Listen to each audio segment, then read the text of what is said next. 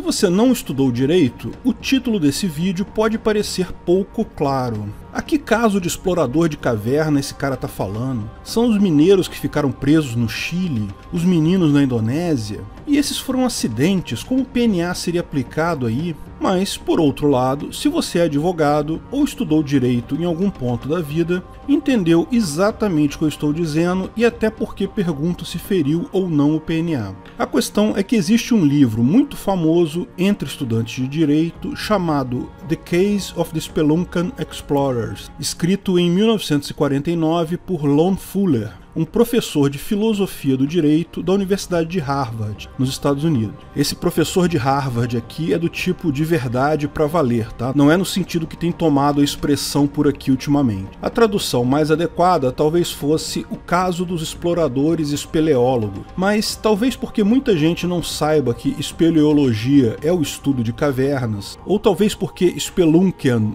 não seja exatamente a tradução de espeleólogo, o livro recebeu por aqui o nome O Caso dos Exploradores de Caverna. O livro conta uma história ficcional, escrita com o propósito de discutir várias coisas sobre o direito, sobre o conceito de justiça, para que serve a justiça final, qual é a origem do direito, o que é juspositivismo e jusnaturalismo, por que isso afeta o julgamento. Além disso, discute as várias gradações que tem nessa discussão entre o juspositivismo versus jusnaturalismo, porque, como a gente viu, os sistemas jurídicos no mundo todo, na verdade, usam uma mistura dessas coisas. Ou seja, embora seja um livro de ficção, permite verificar a sutileza e importância desses temas. Realmente é um livro muito bom e didático sobre isso. Acabou sendo rapidamente adotado em todo o mundo por méritos, conforme espero apontar na continuação. Praticamente qualquer aluno de direito de qualquer universidade do mundo se depara com esse livro,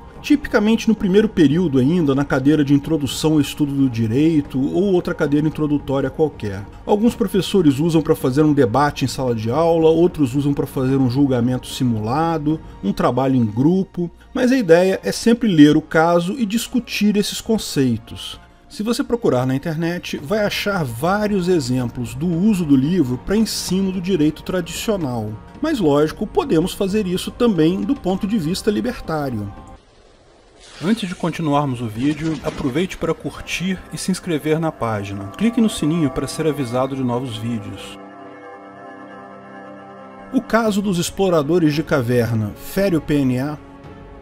Bom, para tratar o assunto, eu vou precisar contar a história. Vou fazer um resumo, na verdade. O livro é pequeno, dá para ler rapidamente, não é difícil achar o PDF dele em português na internet, se você quiser ler na íntegra, mas para poder tecer considerações sobre o caso, eu vou precisar contar a história. Então considere isso um aviso de spoiler. Se prefere ler o livro, pare por aqui, leia o livro primeiro e depois continue. Pois bem, o livro se passa num futuro distante, nos anos 4300, numa sociedade que não tem nada a ver com a nossa sociedade atual. A ideia do autor de colocar o caso num tempo diferente do nosso é clara. Primeiro, para não deixar discussões presentes afetarem a solução do caso. Depois também para mostrar que os dilemas do direito, da justiça, são atemporais. O problema que o caso trata já existiria no tempo das cavernas, na época de Nabucodonosor, existiria no Código de Hammurabi, existe nas leis de hoje e vai existir no futuro entre empresas de segurança privada no Ancapistan. Nenhum crime, nenhuma fraude acontece seguindo um roteiro previsto em lei. É sempre algo totalmente inesperado. Lógico, a tecnologia e o conhecimento permite amenizar o problema, mas como já expliquei no vídeo quais os limites da justiça privada, não existe justiça perfeita. A justiça sempre vai ter problemas porque lida com um número enorme de incerteza. Então, nesse ano lá no futuro, um grupo de 5 exploradores de caverna amadores, eles faziam parte de um clube de espeleólogos amadores, resolveram fazer uma excursão para uma caverna próxima. Coisa rápida, levaram comida e água para um dia só, equipamento e coisa e tal. Eles não são profissionais, mas já têm alguma experiência, então lembraram de avisar suas famílias para onde iriam, quanto tempo iriam levar, esse tipo de coisa, e avisaram também no clube de espeleólogos amadores para onde eles estavam indo, quanto tempo iam levar e tudo mais. Eles começaram a explorar a tal caverna quando acontece um desmoronamento que bloqueia a entrada da caverna. E agora eles não têm como sair e não têm como se comunicar. Estão todos fisicamente bem lá dentro, o lugar é grande, tem água corrente, um riacho subterrâneo qualquer, alguma coisa assim, mas eles não têm como avisar o que aconteceu. Chegou o fim do dia, as esposas e os outros amigos lá do clube de exploradores de caverna da região dão falta dos caras e avisam então a empresa de segurança privada que os caras subscrevem. Tá bom, ok, no livro é um pouco diferente a história, eles avisam a polícia, mas isso é porque o autor não percebeu uma falha óbvia. Tantos anos no futuro, na verdade daqui a 30 anos já, certamente não haveria mais polícia pública como conhecemos hoje, apenas empresas de segurança privada do tipo Hopiana. Como já expliquei no vídeo, o que é uma sociedade de leis privadas. Mas vocês vão ver que os dilemas da justiça não morrem com a morte da justiça estatal. Pois bem, a empresa de segurança privada chega ao local, percebe que houve o deslizamento e, como está dentro do contrato de seguro, inicia as escavações para libertar as pessoas que estão lá. O problema é que a quantidade de terreno que desabou é muito grande, então será necessária uma verdadeira obra de engenharia para chegar até onde os caras estão. Algo similar ao que aconteceu com os mineiros do Chile, você lembra desse caso, não é? Mas tem mais algumas complicações. Primeiro que, ao começarem as escavações dessa obra, ocorre um novo deslizamento e outras 10 pessoas morrem. 10 operários que foram trabalhar nas obras para salvar esses 5 acabam sofrendo um acidente e morrendo. Foi um acidente totalmente imprevisível, mas olha que coisa, 10 pessoas já morreram para salvar as 5 que estão presas. A empresa continua a escavação até que, em determinado momento, conseguem ao menos se comunicar com os exploradores. Nisso já haviam passado 20 dias que os exploradores estavam lá. Parece que um deles tinha um radiocomunicador, mas só funcionava a distâncias curtas, ou estava quebrado e conseguiram consertar. Eu confesso que eu li o livro já faz algum tempo, esses detalhes eu esqueci. Mas não importa, o importante é que agora eles conseguem ao menos conversar com os caras. Com isso surge o nosso personagem principal da história, um dos exploradores chamado Roger Wetmore. É ele quem entra em contato com a equipe de resgate e avisa que estão todos fisicamente bem, que eles têm água à vontade, tem um rio subterrâneo lá, alguma coisa assim, mas eles estão todos com muita fome porque trouxeram comida só para um dia e a comida já havia acabado há muitos dias. Lembra, eles já estão lá há 20 dias. Daí ele pergunta, quantos dias ainda vai levar até eles serem resgatados? A equipe de resgate faz as contas e diz que vão levar ainda 10 dias para isso. E daí o Roger pergunta, será que nós conseguimos então sobreviver esses 30 dias sem comida? Lembra, eles já estão lá há 20 dias e precisam de mais 10 dias para serem resgatados, então vão ficar um total de 30 dias sem comer. Um médico da equipe de resgate aponta que provavelmente não, pois o tempo máximo que o ser humano consegue ficar sem comida é em torno de 25 dias. Então aí está o dilema. A princípio eles estão tecnicamente mortos. Quando a equipe de socorro chegar lá, vai provavelmente só recolher os corpos. Mas daí o comunicador do Roger fica em silêncio por um tempo, depois volta e pergunta, e se um de nós se matar, será que a carne dele permitiria que os outros 4 sobrevivessem até o resgate? O médico fica um pouco assim, na dúvida, não sei o que lá, mas diz, olha, provavelmente sim, deve ter pouca carne, porque ele já está em jejum há 20 dias, pode ter doenças, canibalismo é muito ruim para isso, mas um pouco que eles consigam comer já deve dar para sobreviver por mais alguns dias, e daí daria tempo para eles serem resgatados. É nojento e antissanitário comer carne humana, mas no caso pode ser a diferença entre a vida e a morte. Realmente, isso parece uma solução extrema, mas é difícil pensar em outras soluções. Eles poderiam cada um cortar suas próprias pernas e comê-las, mas, imagino, estavam todos muito debilitados e conter o sangramento de uma perna cortada seria algo muito complicado numa caverna, acabariam morrendo de hemorragia. Também existem algumas imprecisões científicas no caso. O fato do ser humano, em média, sobreviver 25 dias sem comida não significa que todos eles vão morrer no dia 25. Uma população normal, alguns já teriam morrido antes do dia 20 e outros sobreviveriam bem mais do que 30. 25 é só uma média. Mas o dilema é mais lógico do que científico. Vamos nos ater à lógica do livro. O dilema deles é que, se um morrer, os outros 4 podem sobreviver. Caso contrário, os 5 morrem no final. Bom, mas como escolher quem vai morrer? O Roger pede um conselho para um juiz, ou então para um padre do lado de fora. Ele quer saber como eles deveriam escolher quem vai morrer. Escolher o mais novo, o mais velho, o mais gordo porque tem mais comida, o mais magro porque é quem provavelmente morreria primeiro de qualquer forma. Ninguém se voluntariou para morrer. Como escolher quem vai morrer nessa situação? Mas no final, ninguém de fora da caverna quer mexer com isso, nem o padre nem o juiz falam nada. Todos ficam horrorizados com a proposta e o rádio fica em silêncio a partir daí.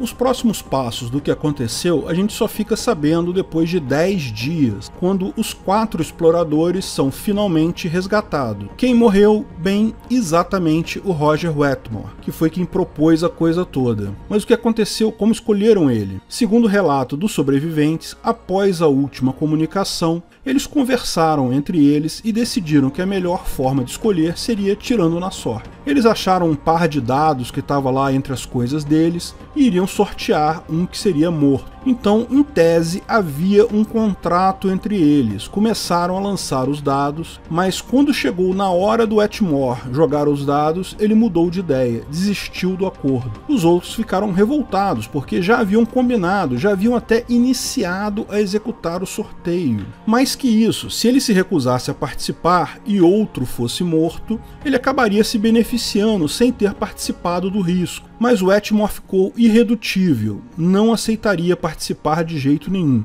Então os outros 4 decidiram, apenas entre eles, jogar os dados no lugar do Wetmore, continuaram o sorteio entre eles e no final, quem perdeu, adivinha quem foi? Justamente o Wetmore. Ele, lógico, não aceitou o resultado, mas os outros 4 julgaram que ele havia aceito o compromisso e coercitivamente executaram o contrato. Ou seja, mataram ele, se alimentaram da carne do cara e dessa forma sobreviveram até o dia do resgate. Lógico, um crime aconteceu ali. Depois do resgate, os caras foram julgados pela justiça privada da região. Todos eles tinham contrato com a mesma justiça privada e, para a alegria de alguns ANCAPs, essa justiça é do tipo olho por olho, ou seja, se você matou alguém, a pena é de morte. Eu já expliquei em outros vídeos porque eu não concordo com isso, porque eu acho que toda pena deve ser exclusivamente financeira. Veja o vídeo onde está o erro na ética argumentativa sobre isso,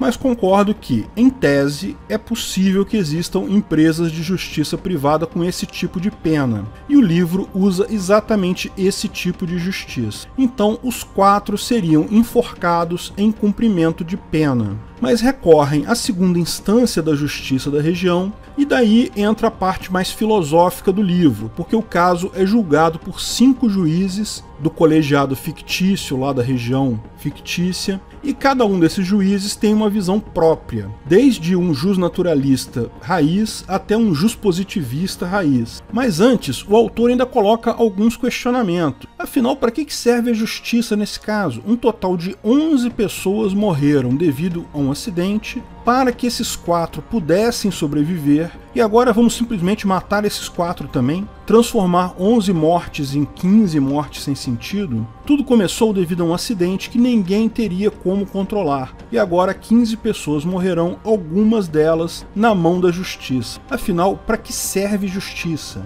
Como resolver esse problema? Mas sim, um homem foi morto pela mão de outros homens. Então, como resolver esse problema? Aqui cabe um ponto que eu costumo sempre mostrar nos vídeos. É uma visão muito comum entre pessoas de que existem pessoas do bem e pessoas do mal, e que a tarefa da justiça é simples, é só identificar. E que a tarefa da justiça é simples, é só identificar as pessoas que são do mal, colocar elas na cadeia, ou como preferem muitos, matar essas pessoas do mal. Bandido bom é bandido morto, é uma frase comum de se ouvir por aí, até em grupos libertários. Na prática, porém, o que se observa no dia a dia do direito é que não existem pessoas essencialmente do bem, nem pessoas essencialmente essencialmente do mal. O que existe é um monte de gente mais ou menos boa e mais ou menos ruim que acaba fazendo merda e gerando prejuízo, tipicamente em situações extremas, mas principalmente é muito difícil alguém saber exatamente o que aconteceu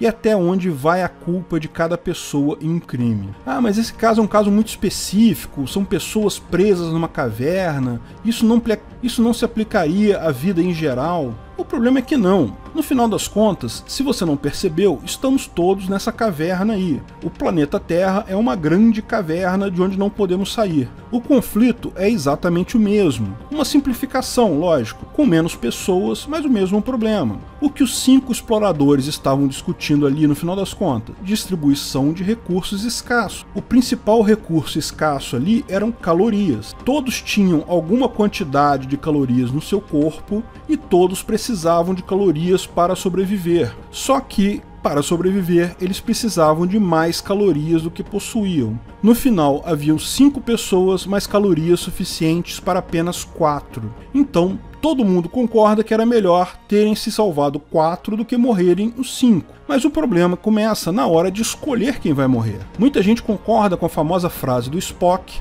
o interesse de muitos se sobrepõe ao interesse de pouco ou de um, mas é bem menor a aceitação dela quando o interesse que será sobreposto é o seu. No final das contas, esse tipo de visão leva a conflitos extremos, porque há sempre de se achar algum interesse que muita gente tem que pode ser suprido pelo sacrifício absoluto de uma única pessoa. No caso da caverna, se alguém se voluntariasse para morrer, nenhum problema. Mas, como acontece na maior parte das vezes, todo mundo quer ser o muitos cujo interesse será preservado e não os poucos que terão que ser sacrificados para isso. Então, existem inúmeros problemas na aplicação da justiça. Ninguém estava lá na caverna para saber exatamente o que aconteceu. Ninguém sabe se os depoimentos são verdadeiros, se não foram combinados entre os sobreviventes. Existem uma série de incertezas aí, mas o foco que o autor quer destacar do problema é a incerteza do direito. Qual norma deveria ser aplicada? Os caras mataram um homem. Matar alguém é errado sobre praticamente qualquer sistema jurídico de qualquer tipo. Ainda assim, parece uma morte justificada.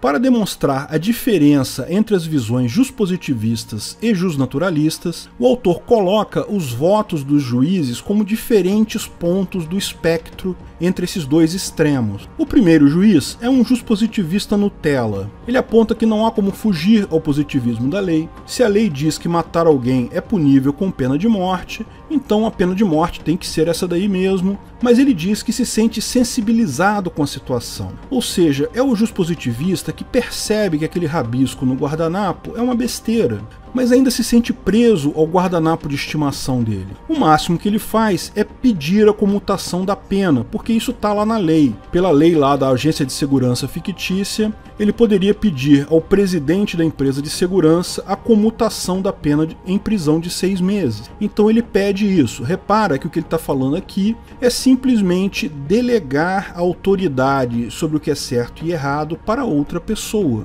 Basicamente, jogar a lei no lixo. O segundo juiz é o jusnaturalista. É o único jusnaturalista de fato que tem nessa história. E ele apresenta 2 argumentos. O primeiro, ele assume que eles estavam sujeitos ao direito natural. Lembra, eles estão julgando isso dentro das leis de uma agência de segurança privada que tem leis privadas que foram aceitas por todos os que subscreveram aquela agência. Mas naquele momento, eles não estavam na sociedade, estavam no estado de natureza. Estado de natureza, você sabe, é a forma com que juspositivistas xingam as pessoas livres que não pagam impostos e não gostam de lamber bota. Mas enfim, segundo a visão do jusnaturalista, no momento que fizeram o contrato, não importa os limites desse contrato, o mesmo é válido. Não se pode usar lei positiva sobre um contrato firmado entre as partes de livre e espontânea vontade. E, portanto, se foi feito um contrato e esse contrato foi cumprido, não haveria crime.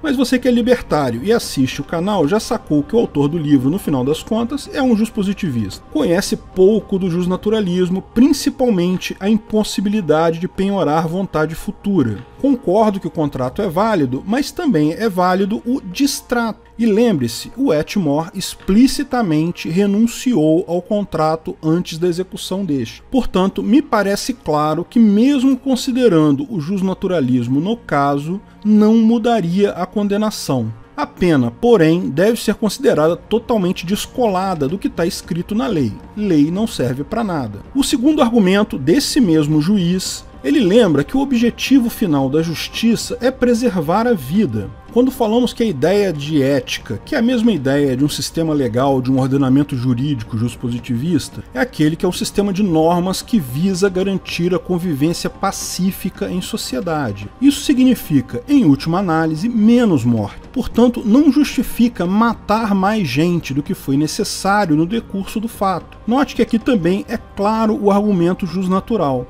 Uma lei só deve ser obedecida se for justa. Se não for justa, deve ser desobedecida. Repare que, sob essa visão, a lei é apenas um guia, uma sugestão escrita. Mas a solução de cada caso tem que ser baseada no caso concreto, na visão natural da sociedade sobre aquele caso, se é justo ou não. E em jurisprudências anteriores. Isso é essencialmente jusnaturalismo. O terceiro é outro positivista, mas em sua interpretação literal da lei, ele entende que a situação do caso concreto, o assassinato por necessidade alimentar, canibalismo e etc., não estão previstos na legislação. Se algo não está previsto na lei, ele prefere se abster de julgar o caso. Isso é uma crítica comum ao juspositivismo, porque é muito comum que seja necessário interpretar a lei para aplicá-la ao caso concreto. Na verdade, a imensa maioria das vezes isso é necessário. A lei não é um script que o criminoso segue passo a passo. Você vai ter que interpretar o que ele fez com base da lei.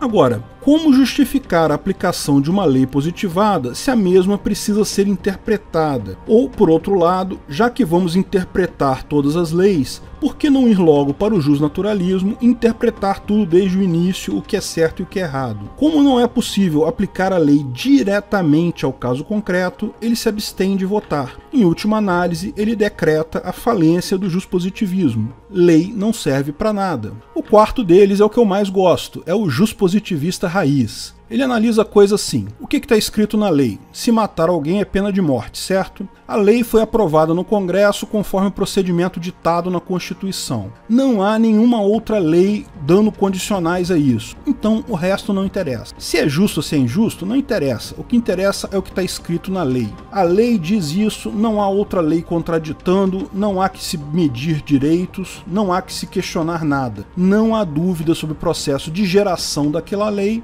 não há o que se discutir, a pena é clara. Curiosamente, esse é o mais sensato dos juspositivistas, o cara que se agarra à literalidade da lei. O que é certo e errado, o que é ético, o que é moral, não interessa. Interesse da sociedade, foda-se. Tá escrito na lei, tem que ser obedecido. E dessa forma, ele mostra a outra falha do juspositivismo, que é, se tomado ao pé da letra, a lei positiva acaba por não representar as pessoas que as criaram. O quinto deles é outro juspositivista, mas é um juspositivista new wave, cabeça aberta. Na verdade, expressa a visão do autor do livro sobre o caso. No final das contas, o argumento dele é muito parecido com o segundo argumento do jusnaturalista, de que a lei precisa ser interpretada de acordo com a situação, que não se pode usar a lei diretamente, é preciso entender a realidade do caso. E ele coloca mais outras coisas do tipo: uma pesquisa de opinião da sociedade dizia que 90% da população acham que eles não deveriam ser mortos, e coisa e tal. A própria família do Wetmore não é a favor da punição. Enfim, da mesma forma, coloca a lei positiva como um mero guia. Deve ser obedecida quando essa lei escrita corresponder à lei jusnatural, ou seja, quando for, por bom senso, justa. Mas deve ser descartada quando não corresponder à lei natural, ou seja, quando, por bom senso, percebe-se que é injusta, como era o caso. No final das contas, o julgamento termina empatado 2-2, com uma abstenção, e como isso é uma corte de recurso, isso não muda o julgamento da primeira instância e os 4 acabam enforcados. Mas isso daí é só um detalhe. O importante do livro é justamente a discussão do caso sobre os vários pontos de vista. Note como o juspositivismo não resolve nada. Quando o certo e o errado são claros e óbvios numa situação, decide-se facilmente de acordo com a lei. Mas daí não precisava de lei, porque já é claro o que é certo e o que é errado. Quando o certo e o errado são nebulosos, a lei não ajuda em nada, porque se torna impossível segui-la sem interpretá-la, ou seja, sem enxergar o certo e o errado da forma jusnatural. Ou seja, de uma forma ou de outra, a lei positiva não ajuda em nada.